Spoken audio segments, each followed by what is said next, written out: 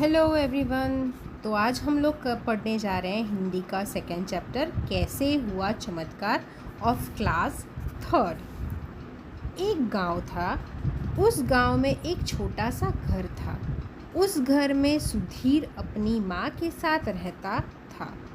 माँ सुधीर को पढ़ा लिखा कर विद्वान बनाना चाहती थी, पर गांव में कोई स्कूल न था। सुधीर अपने गांव से दूसरे गांव में पढ़ने जाता था। सुधीर का मन पढ़ाई में कम और खेल कूद में ज़्यादा लगता था। हर समय उछलना कूदना शैतानी करना ही उसे पसंद था। एक दिन सुधीर को सुबह देर हो गई। सभी बच्चे स्कूल चले गए। सुधीर को अकेले ही स्कूल जाना पड़ा। वह धीरे धीरे चल रहा था। सभी कभी इधर देखता कभी उधर देखता। तभी उसे रास्ते में एक बकरी दिखी। उसने सोचा, कौन स्कूल जाए, इस बकरी के साथ खेलता हूँ, कितनी सुंदर है यह। उसने बकरी से कहा, आओ हम मिलकर खेलें। बकरी ने कहा, देखते नहीं मैं इस समय हरी मुलायम घास खा रही हूँ। इसे खाने के बाद मुझे दूध देना है। मेरे पास फुर्सत समय कहाँ। सुधीर को बहुत क्रोध आया। बस वह पैर पटकते हुए आगे बढ़ गया। कुछ दूर जाने पर उसे कई पक्षी दिखे। उसने खुश होकर तुरंत कहा, तुम सब मेरे साथ खेलोगे? पर सबने एक ही स्वर में कहा, हमारे पास समय नहीं है।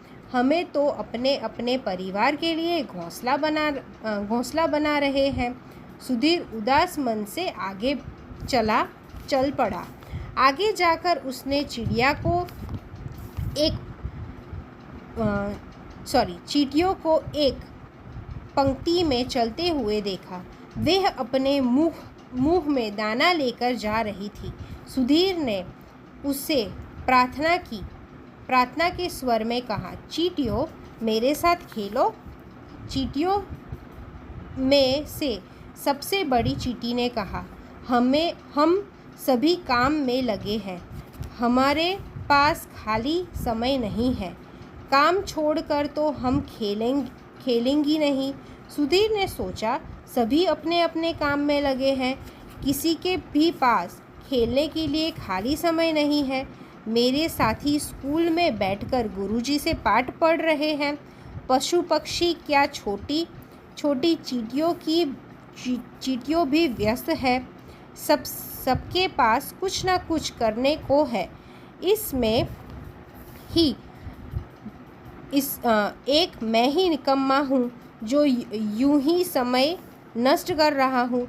न तो स्कूल गया और न कुछ और ही किया। आज से मैं भी समय नष्ट नहीं करूँगा। समय पर पढ़ूँगा, माँ की सहायता करूँगा और खाली समय बचेगा तो खेलूँगा। यह सब सोचते हुए सुधीर भागता हुआ अपनी स्कूल पहुँच गया। गुरुजी के क्रोधित होने पर उसने तुरंत क्षमा मांगी। आगे से समय पर पहुँचने का वचन दिया और बस्ता खोलकर पुस्तक निकालने लगा। उस दिन से सुधीर नियम से स्कूल जाने लगा। पढ़ाई भी समय पर करने लगा। उसके अध्यापक यह देखकर बड़े हैरान हुए। बच्चे भी बड़े हैरान थे। उन्होंने पूछ ही लिया, सुधीर यह चमत्कार कैसे हुआ? सुधीर ने कहा, यह चमत्कार तब से हुआ जब से मैंने बकरी, पक्षियों और चींटियों को काम करते देखा है। यह सुनकर सभी बच्चों के मुंह खुले के खुले रह गए। सुधीर के चेहरे पर एक अद्भुत मुस्कान थी। तो इस लोक कथा का लेखक है ग्रीक लोक कथा। अब अभ्यास की तरफ जा रहे हैं। तो सबसे पहले है शब्दार्थ। तो विद्वान मतलब बहुत पढ़ा लिखा। मुलायम मतलब कोमल। फालतू मतलब बेकार। आवश्यकता के अधिक। क्रोध मतलब गुस्सा। नष्ट मतलब बर्बाद। क्रोधित मतलब गुस्सा होना या गुस्सा करना। चमत्कार मतलब अनोखी बात, अद्भुत मतलब अनोखी। सबसे पहले है मौखिक प्रश्न। माँ सुधीर को कैसा बनाना चाहती थी? तो माँ सुधीर को विद्वान बनाना चाहती थी। सुधीर ने बकरी से क्या कहा? सुधीर ने बकरी से कहा, तुम मेरे साथ खेलोगी? चींटियाँ कैसे चल रही थी? चींटियाँ एक पंक्ति में चल रही थी। चमत्कार किसके साथ हुआ? तो सुधीर के साथ चमत्कार हुआ। सुधीर को लिखित प्रश्न। सुधीर को क्या करना पसंद था? तो सुधीर को खेलना कूदना पसंद था। सुधीर ने खेलने की प्रार्थना किन से की? तो सुधीर ने खेलने की प्रार्थना बकरी से, चींटियों से और पशु पक्षियों से की। सबने खेलने से इनकार क्यों कर दिया? सब अपने अपने काम में लगे हुए थे, इसलिए सब लोगों ने इनकार कर दिया खेलने से। अध्यापक और बच्चे हैरान क्यों थे? सुधीर समय पर पढ़ने लगा, सुधीर समय पर खेलने लगा और स्कूल जाने लगा, इसलिए सब लोग अध्यापक और बच्चे हैरान थे। अब है किसने किससे कहा। घास खाने के बाद मुझे दूध देना है।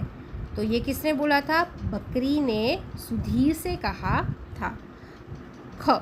हम परिवार के लिए घोंसला बना रहे हैं। तो ये किसने बोला था? पक्षियों ने सुधीर से कहा।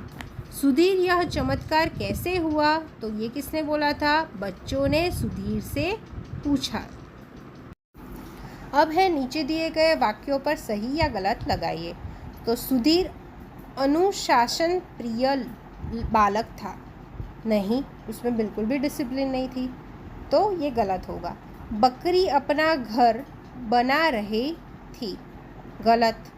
सुधीर ने बकरी, पक्षियों और चींटियों को काम में लगे देखा। सही। सुधीर ने अध्यापक जी से माफ़ी मांगी। सही। अब है सही उत्तर चुनकर लिखिए। कौन मुंह में दाना लिए जा रही थी? तो चींटियाँ। सुधीर को कौन विद्वान बनाना चाहता था? तो माँ। समय नष्ट कौन कर रहा था? तो सुधीर समय नष्ट कर रहा था। अब है भाषा ज्ञान। तो भाषा ज्ञान में सबसे पहले हम लोग देखेंगे फूल। तो फूल का दो अर्थ होते हैं। जब भी नीचे बिंदी लगता है तो वो मूर्ख कहलाता है, और सीधा फूल लिख देते हैं तो पुष्प कहलाता है। दूसरा है फन। तो फन मतलब सांप का फन, और फन मतलब कला और कौशल्य। सजा तो सजाया हुआ, और सज्जा मतलब दंड। राज तो राज्य, और राज तो रहस्य या भेद। अब है अनुस्वर और अनुनासिक। तो अनुस्वर और अनुनासिक से आपको 3 शब्द लिखने हैं। सबसे पहले आएगा तुरंत, दूसरा आएगा सुंदर, तीसरा आएगा चींटी। दूसरा है गांव, अनुनासिक से गांव, माँ, मुँह। अब है पूर्ण विराम, अल्प विराम या प्रश्नार्थ चिन्ह लगाइए। तो सबसे पहले अपना अपना काम करो। तो ये एक वाक्य है, तो वाक्य के पीछे ऑलवेज हम लोग क्या लगाते हैं? Full stop. मीता, गीता और सीता एक साथ पाठशाला जाती है। तो 3 नाम दिए हैं। मीता और गीता के बीच में हम लोग क्या लगाएंगे? अल्प विराम, क्योंकि नाम खत्म हो रहे हैं तो अल्प विराम लगाएंगे। तो मीता और गीता के बीच में अल्प विराम, और वाक्य पूरा होने के बाद पूर्ण विराम। वह रोज सवेरे उठता, दूध पीता और पढ़ने बैठ जाता है। तो वह रोज सवेरे उठता, तो उठता है वो एक कार्य है, तो उसके बाद क्या आएगा? अल्प विराम। दूध पीता और पढ़ता है, उसके बाद आएगा पूर्ण विराम। तुम किस कक्षा में पढ़ती हो, तो ये एक प्रश्न है, तो उसके पीछे आएगा प्रश्नार्थ चिन्ह। हमें बड़ों का आदर करना चाहिए, तो ये एक वाक्य है, तो उसके पीछे आएगा पूर्ण विराम। कल तुम क्यों नहीं आई, तो ये एक प्रश्न है, तो उसके पीछे आएगा प्रश्नार्थ चिन्ह, प्रश्नवाचक चिन्ह। मेरे पिताजी मेरे लिए खिलौने लाए थे, तो ये एक वाक्य है, तो उसके पीछे आएगा पूर्ण विराम। क्या शीला, मीरा और मीना पक्की सहेलियां हैं, तो ये एक प्रश्न है और नाम भी दिए हैं, तो शीला के बाद आएगा अल्प विराम, मीरा और मीना पक्की सहेलियां हैं, तो इसके बाद आएगा प्रश्नवाचक चिन्ह।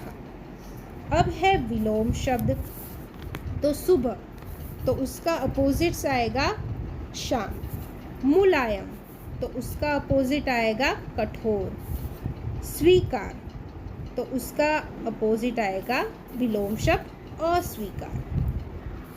आशा है आप लोगों को समझ आ गया होगा ये। अपने दोस्तों के साथ शेयर करिए। Please subscribe my channel. See you in next video. Thank you.